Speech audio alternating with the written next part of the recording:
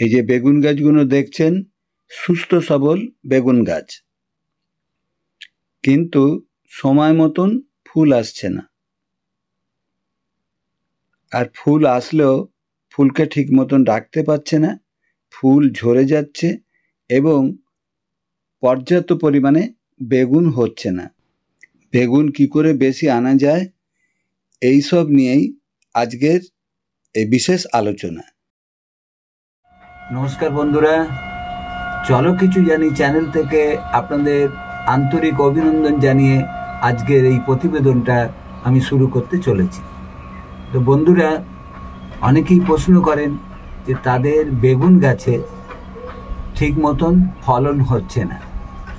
তো এই ফলন আমরা রাসায়নিক সার প্রয়োগ করে অধিক ফলন আনতে পারি, কিন্তু তাদের প্রশ্ন হচ্ছে রাসায়নিক সার ব্যবহার না করে ঘরোয়া পদ্ধতিতে, জৈব পদ্ধতিতে বেগুন গাছে, ছোট বেগুন গাছে বেশি ফলন কিভাবে আনা যায়। তো এরকম অনেকে আমাকে প্রশ্ন করেছেন।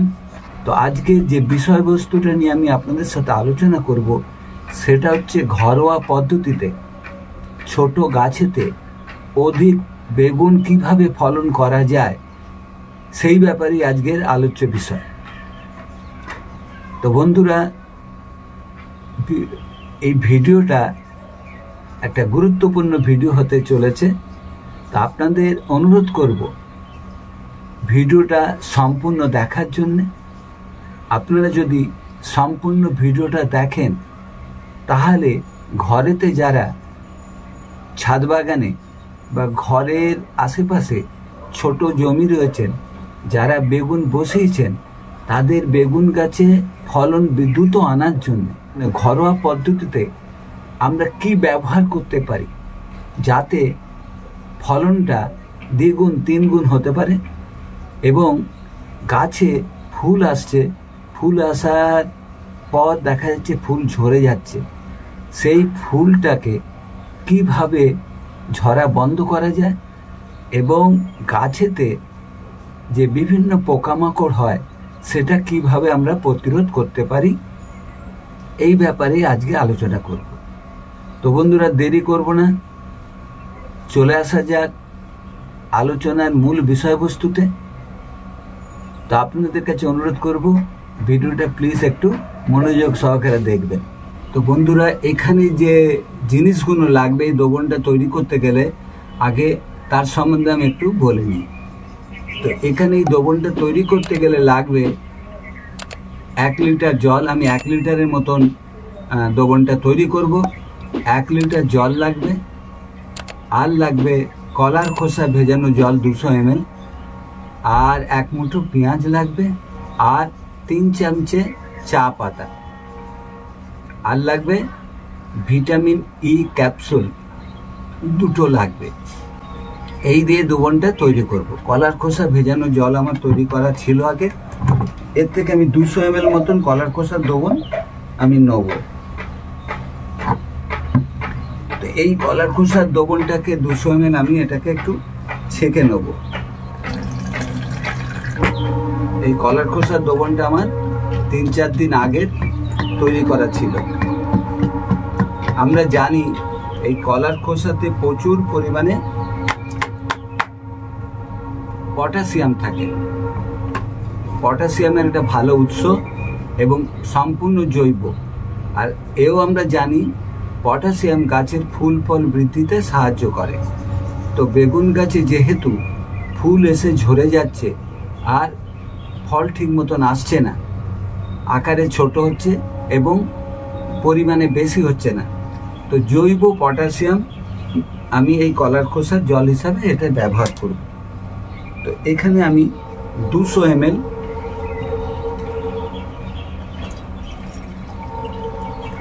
এই কাঁচের গ্লাসটা দেখছেন, এটা হচ্ছে 200 ml জল। এই কলার খোসার দোবনটাকে আমি নিলাম ভেজানো, দেখতে পাচ্ছেন। এই জলটা নেবো। এই জলটা নিয়ে আমি একটা পাত্রে যেখানে দোবনটা তৈরি করব এর মধ্যে আমি এটাকে ঢেলে দেব। এর সাথে আমি 1 লিটার জল এই যে পাত্রে দেখছেন 1 লিটার জলের মধ্যে আমি ঢালব। তারপরে কি করব, চায়ের পাতা, চা পাতা আমি এখানে আমি চা পাতা 3 চামচ দিয়ে দিলাম, দেখতে পাচ্ছেন 2 3। এবারে এইটাকে ভালোভাবে আমি এর সাথে মেশাবো। মিশিয়ে এর মধ্যে পেঁয়াজের খোসা 1 মুঠো দিতে হবে।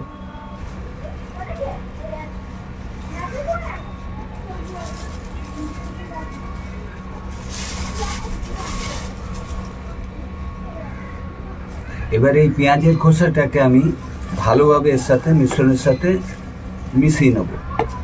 একটা দণ্ড হোক, চামচ হোক, যা কিছু দিয়ে আপনারা এর সাথে ভালোভাবে মিশিয়ে নেবেন। এখন জানতে হবে এই পেঁয়াজের খোসার মধ্যে কি পুষ্টিমৌল রয়েছে। এই পেঁয়াজের খোসার মধ্যে পটাশিয়াম রয়েছে, ফসফরাস রয়েছে, ক্যালসিয়াম রয়েছে, আয়রন রয়েছে, জিঙ্ক রয়েছে, ম্যাগনেসিয়াম রয়েছে, ম্যাঙ্গানিজ রয়েছে ইত্যাদি বিভিন্ন ধরনের ম্যাক্রো এবং মাইক্রোনিউট্রন এর মধ্যে বিদ্যমান। কাজী বন্ধুরা বুঝতে পারছেন, এটা একটা মূল্যবান সার। এটাকে কম্পোস্ট করে গাছে দিলে গাছ যেমন একদিকে ম্যাক্রোনিউট্রনের উপাদানগুলো পাবে, তার সাথে মাইক্রোনিউট্রনের উপাদানগুলো পাবে। সালফার রয়েছে বিভিন্ন পোকামাকড়কে দূরে সরিয়ে রাখতে সাহায্য করে। এটাকে কি করব, আমি একদিন চাপা দিয়ে একটা ছায়াযুক্ত জায়গাতে রেখে দেবো। তারপরে একদিন বাদে আমি ফিরে আসব। ফিরে এসে এই দ্রবণের সাথে আর একটা জিনিস মেশাবো, সেটা হচ্ছে বাকি থাকলো যেটা ভিটামিন ই ক্যাপসুল।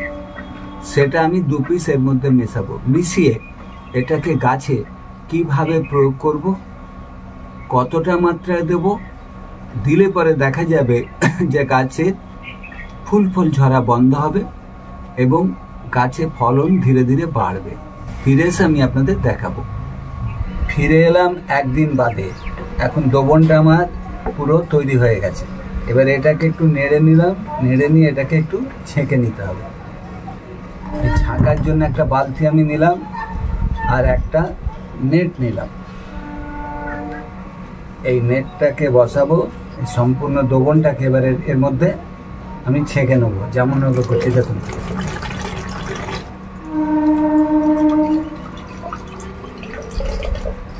বন্ধুরা ছাঁকা আমার হয়ে গেছে। ছাঁকার পর দ্রবণটা দেখুন কি দাঁড়ালো,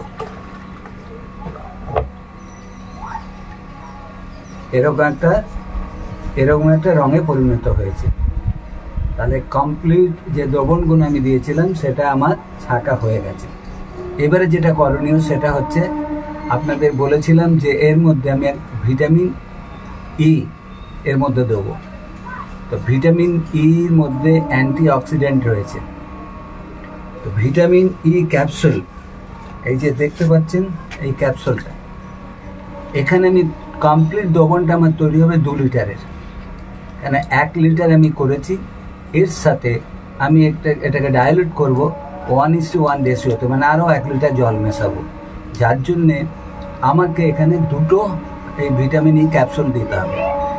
আপনারা যদি 1 লিটার করেন, মানে দ্রবণটা যদি 1/2 লিটার হয় আর 1/2 লিটার জল, মানে 1:1, তাহলে একটা ক্যাপসুল দিলেই হবে। যেহেতু এটা আমার 2 লিটারে পরিণত হবে কমপ্লিট, মানে ডাইলুট করে, তাই জন্য আমি এখান থেকে 2টো ভিটামিন ই ক্যাপসুল কেটে নিচ্ছি। এইটা দেখতে পাচ্ছেন, এই ভিটামিন ই ক্যাপসুলটাকে আমি কাঁচি দিয়ে কেটে দিলাম।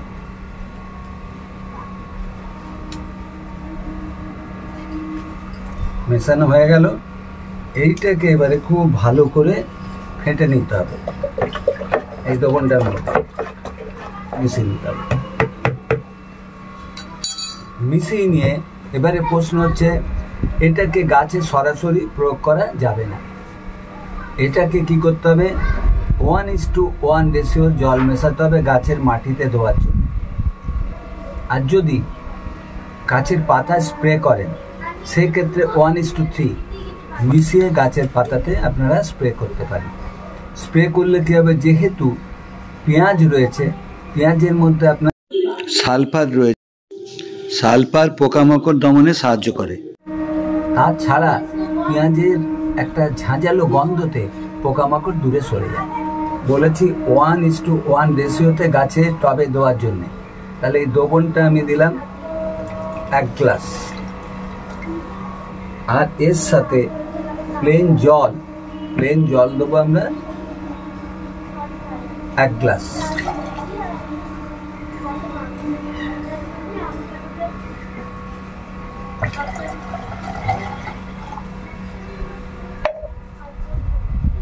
ভালো করে এটা মিশিয়ে নেব।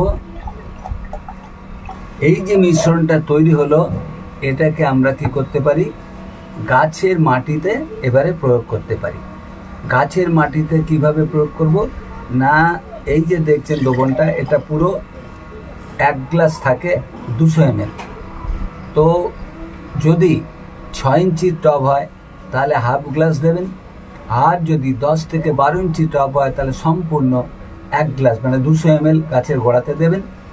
তার চেয়েও বড় টব হলে এই রেশিওতে আপনারা বাড়াবেন পরিমাণটাকে। আর যখন গাছের পাতা স্প্রে করবেন, 1 ভাগই দ্রবণ নেবেন আর 3 ভাগ হচ্ছে প্লেন জল নেবেন, দিয়ে ভালোভাবে মিশিয়ে গাছের পাতাতে স্প্রে করবেন। এবারে প্রশ্ন হচ্ছে কখন স্প্রে করবেন বা কখন দ্রবণটা দেওয়া যাবে। বন্ধুরা, সমস্ত জৈব বলুন আর রাসায়নিক বলুন, খাবার বা কীটনাশক দেওয়া হয় গাছেতে সূর্য ডুবে যাওয়ার পরে বা সূর্য ওঠার আগে, হয় ভোরবেলা, না হলে হচ্ছে আপনার সূর্য ডোবার পর বিকালে এটাকে স্প্রে করবেন। এবারে প্রশ্ন হচ্ছে এটাকে স্প্রে করবেন এবং গাছের করে সেই মতন সূর্য ডোবার পর বা সকালবেলা ভোরবেলা দেবেন। এবারে প্রশ্ন হচ্ছে কতদিন ছাড়া দিতে পারেন। এটাকে আপনারা 15 দিনে একবার ব্যবহার করতে পারেন। ব্যবহার করে দেখুন, ফল আসবে নিশ্চিত। ঘরোয়া পদ্ধতিতে শুধু বেগুন গাছ নয়, যে কোনো গাছের ফুল ঝরে যাওয়া বা ফল আসছে না, ফলের আকার ছোট হচ্ছে, এটা যদি ঠিক মতন ব্যবহার করতে পারেন এটা কাজে লাগবে। করে দেখুনই না, এটা তো পয়সা খরচ হচ্ছে না আর ক্ষতিও হবে না। তো আপনারা এটাকে ঘরে ব্যবহার করতে পারেন, করে দেখুন। তো দেখে আপনারা কি ফলাফল হলো আমাকে আমার কমেন্ট বক্সে অতি অবশ্যই জানাবেন। তো বন্ধুরা, এই ছিল আমার ভিডিও। তো ভিডিওটা দেখে যদি আপনাদের ভালো লাগে আর যদি মনে করেন ভিডিওটা আপনাদের কাজে লাগতে পারে, তাহলে অতি অবশ্যই একটু বেশি করে লাইক করবেন।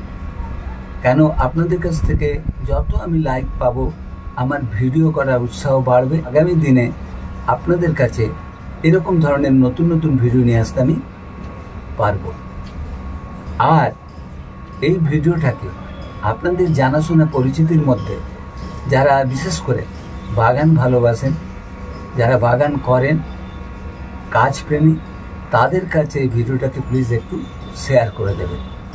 আর যে সমস্ত নতুন বন্ধুরা রয়েছেন, যারা আমার চ্যানেলে নতুন এসেছেন, যারা নিয়মিত আমার ভিডিও দেখছেন, তাদেরকে আমি অনুরোধ করব, তাদেরও যদি ভিডিওটা ভালো লাগে তাহলে তারাও অনেকের কাছে শেয়ার করবেন। আর আমার চ্যানেলটাকে প্লিজ একটু সাবস্ক্রাইব করে পাশে থাকা বেল ঘন্টাটা পুশ করে অল করে দেবেন। তাহলে এই ধরনের ভিডিও যখন আমি নিয়ে আসবো তখন আপনাদের কাছে অতি সহজে পৌঁছে যাবে। বন্ধুরা, আজকের মতন আমি এখানেই বিদায় নিচ্ছি।